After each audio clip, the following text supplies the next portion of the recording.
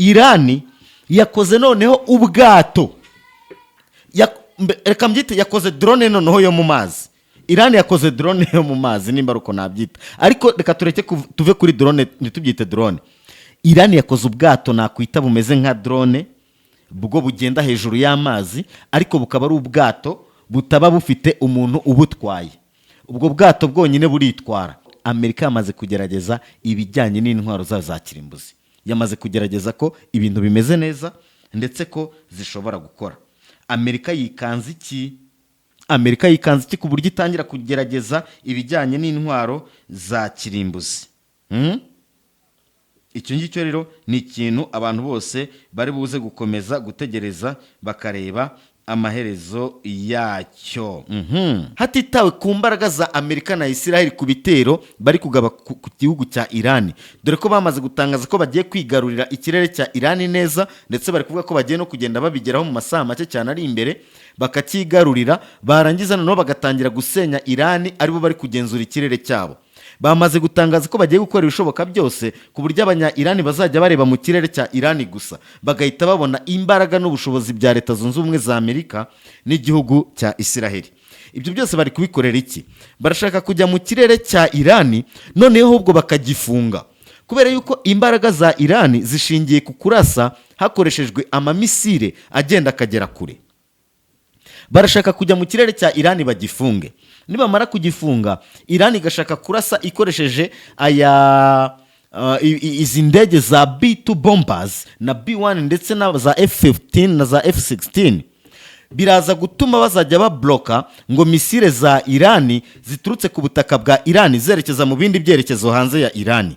Nicyo kintu cyatumye Amerika ibabwira ko ngishaka gufunga ikirere cya Irani ikoresheje imbaraga zayo. Genda samuratsinze icyo ngukundiye uri umuntu mugabo urugendo rwiza kandi urugendo ruhire. Reka nongere mbasuhuze inshuti bakunzi ba Urugendo Online TV, namwe inshuti bakunzi ba Inside Rwanda TV. Tugeze mu mwanya mwiza w'ibiganiro byacu bigiye bitandukanye tuba twabateguriye. Nkuko musanzwe mubimenyereye, ngewe bategurira ibiganiro nkanabibagezaho ndi Robert Sympathique Iyandemye. Nongeye kubasuhuza inshuti bakunzi ba CRO TV, mwebwe mwese tubana mu biganiro bigiye bitandukanye. Reka mfate uyu mwanya mbashimire cyane, mbashimira ko mukomeje gukora subscribe, like, comment na share ku biganiro byacu. Umuryango mugari wa CRO TV ukaba ukomeje kwaguka. Mu kiganiro cyacu cyo kuri uyu munsi rero turi buze kugaruka mu burasirazuba bwo hagati ku bitero bya Leta Zunze Ubumwe za Amerika, Israel ndetse n'igihugu cya Irani. Muri rusange rero nuko ibintu bimeze, intambara ikomeje kuvuza ubuhuha, ibintu bikomeje kuba bibi cyane. Reka ntangire iki kiganiro mbabwira ko mu ijoro ryakeye Leta Zunze Ubumwe za Amerika na Israel bigambye ko bagabye ibitero kabuhariwe byo mu kirere babigaba ku gihugu cya Irani. Bakaba bavuga ko rero gahunda ngo ari ugukomeza gusenya igihugu cya Irani. Mu gihe bavuga bityo bagakomeza no gutekereza ibyo ngibyo, igihugu cya Irani cyo kimaze kwerekana ubushobozi buhambaye cyane. Ku munsi w'ejo berekanye cluster missile yo mu bwoko bwa Fatah 2. Cluster missile yo mu bwoko bwa Fatah 2 ni misile barashe, bamaze kwirasa igeze mu gihugu cya Israel, imenekamo utumisile dutoya tugera kuri 80. Icyo cyabaye nk'igitangaza cya mbere mu gihugu cya Israel babonye, ariko yari Fata ya kabiri barashe, kuko ni ya mbere yaragiye ibasanga hasi muri cave mu bwihisho mu kuzimu, yicayo abantu bakomeza kwibaza ari ibiki. Bakirasa Fata ya kabiri rero nanone byongeye kubacanga nkaho bidahagije. Inyuma yo kurasa Fatah 2 ku munsi w'ejo, uyu munsi noneho bakoresheje iyitwa Karamushari. Karamushari rero ni misile ikomeye cyane yagenze ibirometero 2000 iva mu gihugu cya Irani igana mu gihugu cya Israel, bakaba bayiresha mu gihugu cya Israel muri iki gitondo. Ubu ngubu nicyo kintu kiri mu bitangazamakuru, ngo Irani yarashe, ibintu bimeze nabi cyane, ngo bishogomba guhinduka ibintu byinshi cyane nyine bitewe n'uburyo Irani ikomeje kugaba ibitero haba kuri Israel no ku bindi bihugu bigiye bitandukanye birimo hariya muri Middle East. Nkaho bidahagije, Irani yongeye kwerekana irindi koranabuhanga ridasanzwe abantu bose isi yose itarizi. Ngira ngo murabizi neza ko igihugu cya Irani gisanganwe ikoranabuhanga gikoramo amadrone yo mu bwoko bwa y'amakamikaze yo mu bwoko bwa Shahed. ibyo ngibyo biramenyerewe. Ayo madrone yo mu bwoko bwa Shahed atangira kugaragara bwa mbere yagaragaye mu ntambara y'Uburusiya n'igihugu cya Ukraine, yari yatanzwe n'igihugu cya Iran gifasha igihugu cy'Uburusiya kurwana intambara yo muri Ukraine. Icyo gihe rero izo drone z'amashahed yo mu bwoko bwa kamikaze ntabwo isi yari yazi, ku buryo batahise bamenya n'uburyo babigenza cyangwa se kugira ngo babashe kuzimya izo drone. Hakorwa iki, byagenda bite, byaca mu zihe nzira? Ibyo byose ntabwo abantu bigeze babisobanukirwa. Mu gihe rero isi yose ikiri mu rujijo rw'amadrone y'amashahed y'amakamikaze ya Iran izanya kandi gashya yatangiye gukoresha muri uru rugamba kuri uyu munsi wa 5 w'urugamba hagati ya Leta Zunze Ubumwe za Amerika, Israel n'igihugu cya Iran. Ako gashya Iran yazanye nakahe? Iran yazanye ubwato butagira ababutwara, no bwato buto ahubwo babutwaye ibisasu. Ndaje tubigarukeho cyane. Nyuma yo kuzana Karamushar misiri ikajya muri Israel, bazanye noneho na buno bwato bise Unmanned Surface Vessels. Ubu rero bukaba ari bwo bwato noneho butangiye kwikorera akazi. Ndaje mbibabwire ku buryo burambuye. Ikindi kandi ndibabwire nuko Iran calls for Trump's blood. Nuvuga ngo ku bwa Iran barifuza ko n'amaraso ya Trump yameneka. Ibiro ndaza kubibabwira, babivuze nyuma yuko hari ubwato bundi Ubuhinde bwabayemo umugambanya hamwe na Leta Zunze Ubumwe za Amerika. Ubwato bwa Iran bukaba bukomeje kuraswa no kurohama.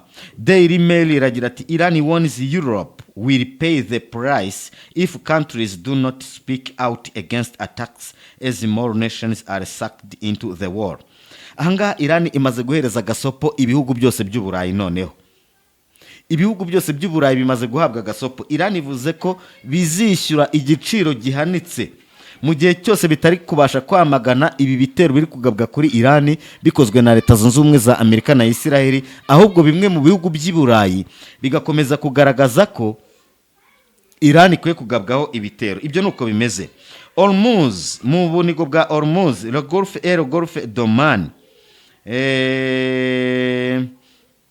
Golfe d'Oman désigne zone d'opération de guerre. Zone d'opération de guerre par le secteur maritime. Ni ukuvuga ngo ahangaha mu bunigo bwa Hormuz ndetse no mu bunigo muri iki kigobe cya Oman ni no muri iki kigobe kindi kirimo ubunigo bwa Hormuz, bamaze kuvuga ko harimo zone d'opération de guerre par le secteur maritime. Ni nk'aho bakavuze ahangaha ntabwo ari ahantu ho kunyurwa, hari gukorerwa ibikorwa bya gisirikare. Mwitonde kandi mwitonde cyane. Ikindi nababwira muri kino kiganiro turi buze kuganiraho nuko ikinyamakuru Economic Times kiragira kiti if we didn't hit within 2 weeks Iran would have had a nuclear weapon, says US President.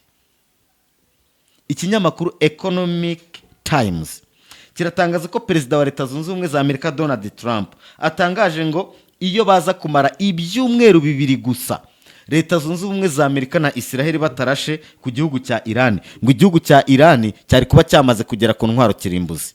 None se ubu tuvuge ko aho izo ntwaro kirimbuzi zakorerwaga ku buryo Iran yari kubizigezeho, ubu Leta Zunze Ubumwe za Amerika zamaze kuharasa burundu ku buryo Iran yabitakibigezeho. Izi ni inzitwazo Amerika itangiye kuzana kugira ngo igaragarize isi ko ibitero byayo kuri Iran byari bifite impamvu, nyamara isi yamaze kubona ko nta mpamvu byari bifite. Ikindi CGTN Africa kiratangaza ko Iraq rejects firing any projectile at Nakhchivan by Iran. Ahangaha Minisitiri w'Ububanyi n'Amahanga wa Iran aratangaza ko Iran itigeze igaba ibitero muri aka gace ka Nakhchivan, cyane cyane igihugu cyitwa Azerbaijan cyamaze gutangaza yuko ngo Iran ishobora kuba yakigabyeho ibitero, ariko Iran yamaze kubihakana.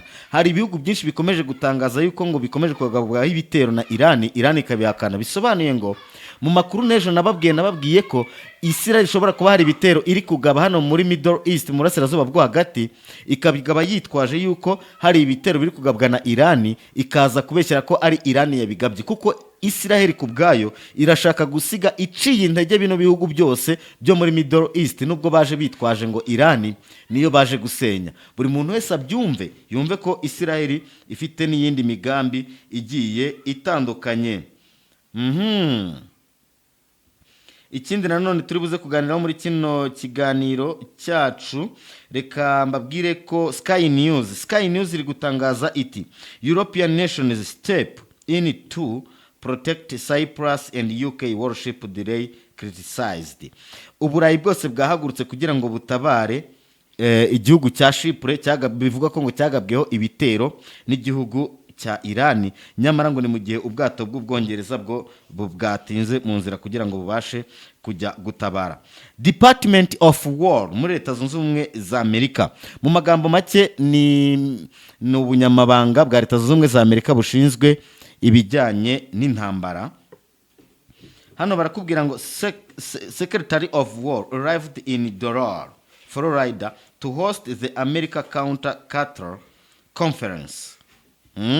Under President Trump's leadership, the Western Hemisphere is united against narco-terrorism. Anga barakubwira ko Peter Hegseth ni ministri nyine w'intambara muri Leta Zunze Ubumwe za Amerika yamaze kugera mu gace kitwa Doral. Hano muri Doral ni muri leta ya Florida. Akaba yagiye guhura n'abashinzwe kurwanya abakora ubucuruzi bw'ibiyobyabwenge abitwa ba Counter-Qatar Conference. Yagiye gukorana inama na babandi bakora ibitero by'ubwiyahuzi cyangwa se bacuruza ibiyobyabwenge, bakora ibitero bimeze nk'ibitero by'ubwiyahuzi, aho batekereza ko bishobora gutangira kugira uruhare mu kugaba ibitero muri Leta Zunze Ubumwe za Amerika.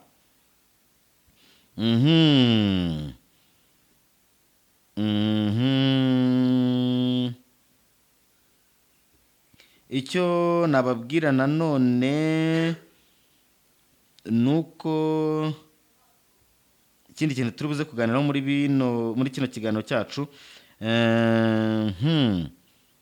nuko igihugu cya Turkiya Reuters iratangaza ko igihugu cya Turkiya cyavuze ko kiri gukurikirana ibikorwa byose biri gukora n'abakurde ku butaka bwa Irani. Mba nshaka kubabwira ko aba bakurde harimo n'abarwanya leta ya Turkiya. Amerika yamaze guhereza abakurde akazi kugira ngo baze kurwana ku butaka mu gihugu cya Irani. Turkiya rero yamaze kubibona ndetse yamaze gutangaza ko itari buze kubyemera, inavuga ko iri gukurikirana buri kantu kose kari gukorwa. Ikindi nanone turi buze kuganiraho nuko Leta Zunze Ubumwe za Amerika zamaze kugerageza Doomsday nuclear capable. Nuvuga ngo Amerika yamaze kugerageza ibijyanye n'intwaro za kirimbuzi. Yamaze kugerageza ko ibintu bimeze neza ndetse ko zishobora gukora. Amerika yikanze iki ku buryo itangira kugerageza ibijyanye n'intwaro za kirimbuzi. Icyo ngicyo rero ni ikintu abantu bose bari buze gukomeza gutegereza bakareba amaherezo yacyo.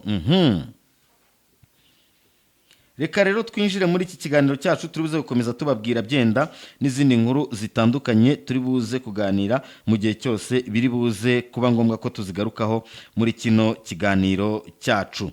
Nk'uko rero nabibabwiye muri kino kiganiro cyacu turi buze kugaruka ku nkuru zitandukanye twabateguriye muri kino kiganiro. Muri kino kiganiro mbere na mbere nababwiye ko igihugu cya Irani cyamaze kwigaranzura yaba igihugu cya Israel ndetse na Leta Zunze Ubumwe za Amerika, mu gihe Leta Zunze Ubumwe za Amerika bari kwigamba ko ngo bagaba ibitero bikomeye cyane mu mujyi wa Tehran mu gihugu cya Irani, bavuga yuko bamaze kugishegesha mu buryo buteye ubwoba. Igihugu cya Irani cyo kigarutse kivuga ngo noneho twebwe twabarasheho ubundi bwoko bushya bwa misile, inyuma yuko ku munsi w'ejo barashe Fatatu ikavamo utumisile 80 tugiye dutandukanye.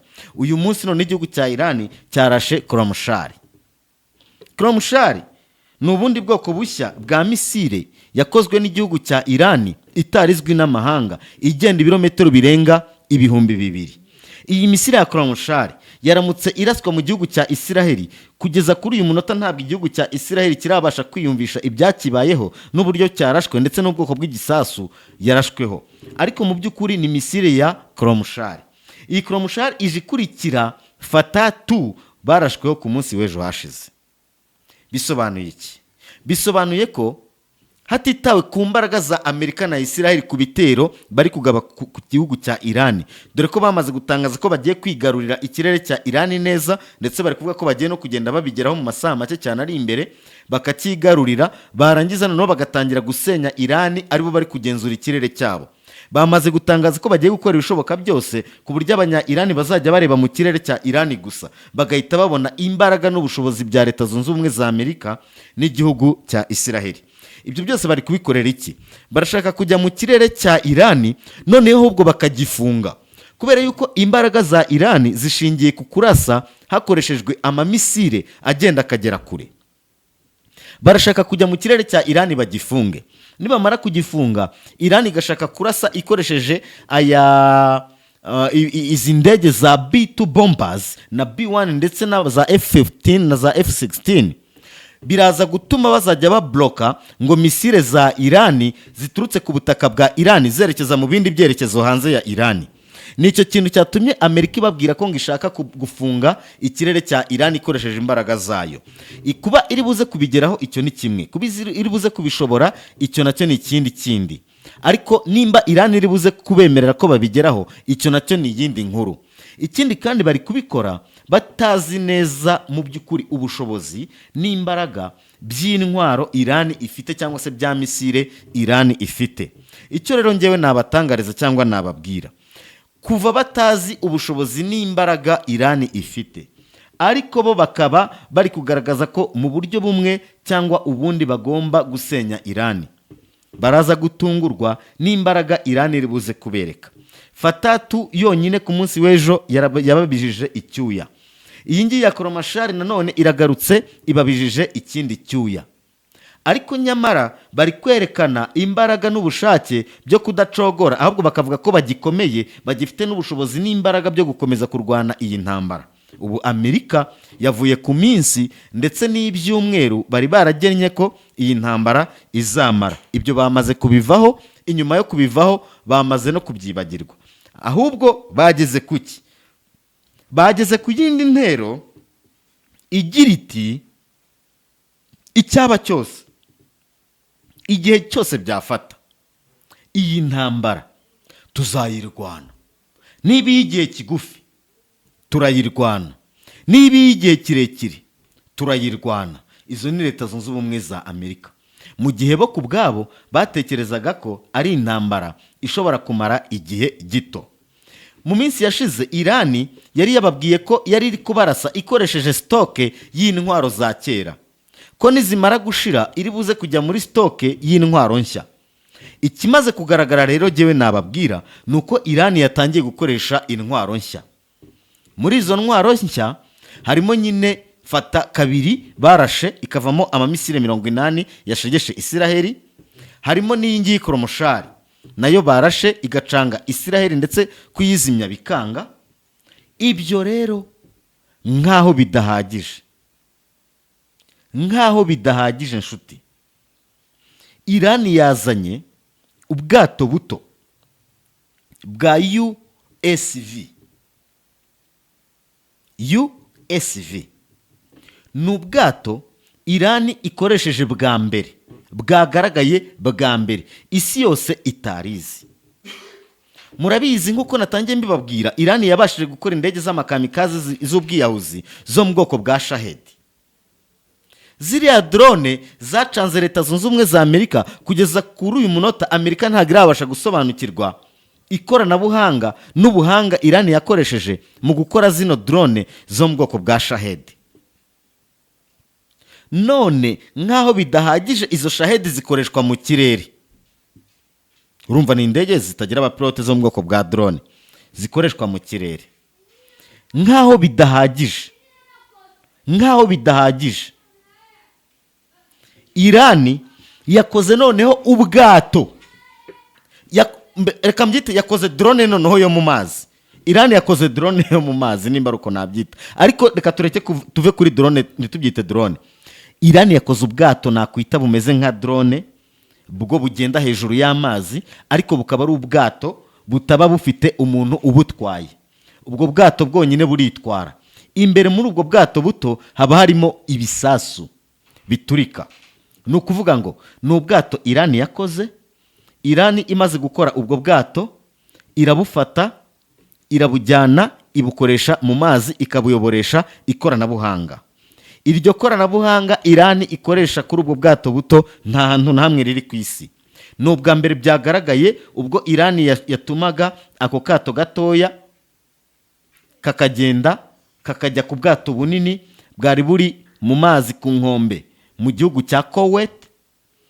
Ako kato gatoya ka Unmanned Surface Vessel USV, Unmanned Surface Vessel USV, kari koherejwe na Irani kagahita kagenda kagasanga bwa bwato muri Kuwait ku nkombe z'amazi, kagahita ko kabuturitsa. Cyahise kiba ikimenyetso cyiza cy'uko utwo twato dutoya Irani yazanye two mu mazi tw'ubwiyahuzi bashyiramo ibisasu, utwo twato tukagenda tugahita ko duturitsa ubwato batwoherejeho. Iryo naryo ribaye irindi koranabuhanga, ubundi buryo bushya bwo kurwana, ubundi buryo bushya bw'intambara yo mu mazi Irani igaragaje isi yose itari ifite, isi yose itarizi.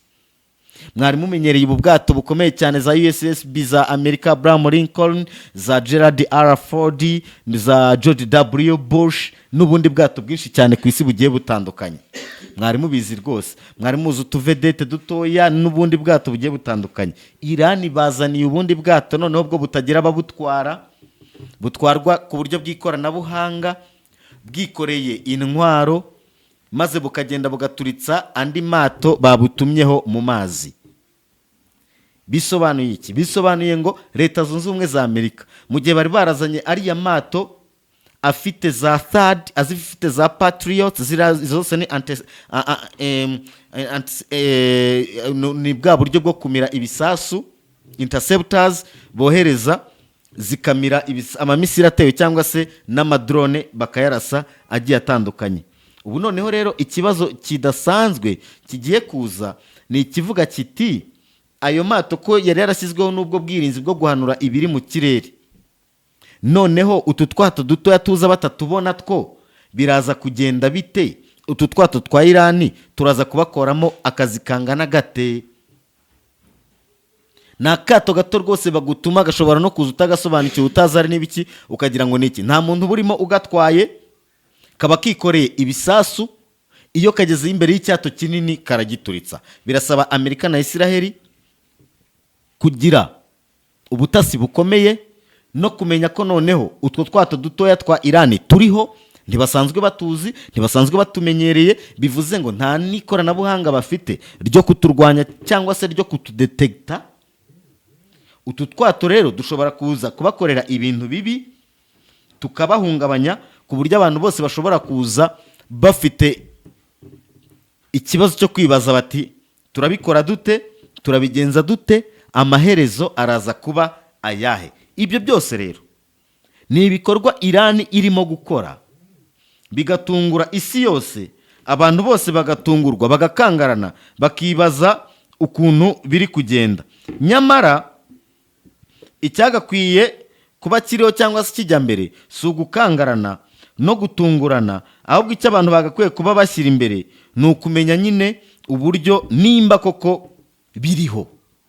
Ubwo bwato butoya bwa Irani buraza kurwanywa bute? Kuko rwose nibatabigeraho ngo bamenye uburyo bagomba kuburwanya, ubu bwato bwa Irani buraza kubakoramo akazi, biraza no kuba ibintu bibi cyane.